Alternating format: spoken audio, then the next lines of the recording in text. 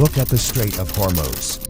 At its narrowest, this passage is only 34 kilometers wide, yet it carries roughly 20% of the global oil supply.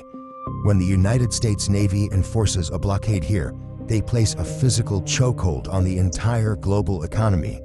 China imports nearly 40% of its oil from this region. Allowing Washington to dictate their energy access means accepting a massive vulnerability. Beijing responds by deliberately testing the U.S. line, sending a state-backed commercial tanker straight toward the restricted zone. The situation instantly escalates because the commercial vessel isn't sailing alone. Two People's Liberation Army Navy frigates trail directly behind it, providing a visible military escort. Two nuclear-armed fleets are now actively locking targeting radars onto each other in an enclosed waterway. Washington faces an immediate strategic trap. If U.S. destroyers allow the convoy to pass, the entire blockade loses its authority. If they forcibly intercept the Chinese vessels, a localized maritime dispute instantly triggers a hot war between superpowers. At T-34 minutes, the decision comes down. The U.S. attempts to force the issue physically. A Navy boarding team loads into a rigid hull inflatable boat, preparing to intercept and inspect the commercial tanker. The Chinese escort reacts immediately. A frigate alters its course, moving deliberately to place its massive steel hull directly between the American boarding craft and the target tanker. They transition from a passive deterrent into an active physical barrier. The distance between the fleets drops below 1,000 yards. Human reaction times begin to fail. A deck-mounted autocannon on the Chinese frigate fires a burst of warning shots. They hit the water too close, showering the U.S. craft with shrapnel and injuring two sailors. U.S. Aegis combat systems automatically log a hostile act. The defensive software shifts the local rules of engagement in a fraction of a second, authorizing a kinetic response. The American destroyer returns fire, placing a 5-inch naval shell directly into the bow of the Chinese warship. Less than 60 seconds pass between the boarding order and the first explosion. No politicians delivered speeches. No formal declarations were signed. A single miscalculation on the water has irreversibly crossed the line into active combat. Regional actors immediately exploit the chaos. Iranian fast attack craft and coastal missile batteries open fire on U.S. assets. The geographic boundaries of the conflict shatter instantly, expanding a localized standoff into a multi-front war. But 2 hours later, the great power conflict shifts away from the ocean entirely. The real fight moves into invisible, interconnected domains. This animated diagram tracks the United States logistics supply chain. Notice how the connections between ports and regional hubs rapidly fail. China initiates a massive cyber-first strike targeting these exact domestic systems, attempting to paralyze the physical movement of American goods before military reinforcements can deploy. The attack extends upward.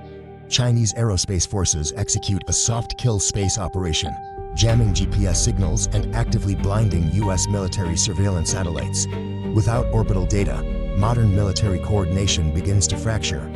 Washington retaliates with devastating economic weapons. The U.S. instantly freezes Chinese assets held in Western systems and blocks major Chinese banks from accessing dollar clearinghouses, cutting off their ability to trade globally. In the 21st century, blinding an enemy's satellites and bankrupting their financial clearinghouses causes exponentially more damage than sinking their aircraft carriers. 24 hours after the first shot, the pressure of a multi-domain conflict finally breaches the American homeland. The signs are subtle but compounding. Regional power grids experience rolling outages. Automated port systems glitch, leaving cargo ships trapped at anchor. Banking apps lag, freezing millions of personal transactions.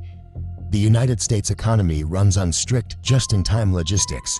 When regional shipping and digital scheduling systems fail simultaneously, domestic supplies collapse in a matter of days.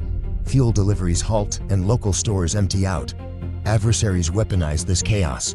Deep-fake emergency alerts and conflicting government maps flood social media, paralyzing the public's understanding of reality and accelerating panic buying. Modern warfare is designed to bypass the military and hit civilians directly. An enemy doesn't need to physically conquer a nation. They only need to degrade its internal systems until the public loses confidence in their own society's ability to function. By day 14, the rapid escalation slows. Both Washington and Beijing reach a state of mutual systemic exhaustion.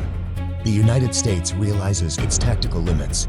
Overwhelming air power and naval dominance successfully destroyed military targets, but they failed to collapse the Iranian regime or eliminate the regional proxy threat.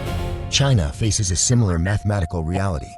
Prolonged cyber and economic warfare has fractured global shipping and frozen their export markets, catastrophically bleeding their own fragile economy dry.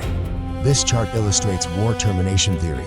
As the conflict drags on, the line for systemic economic cost climbs steeply, while the chance of a decisive military victory plunges.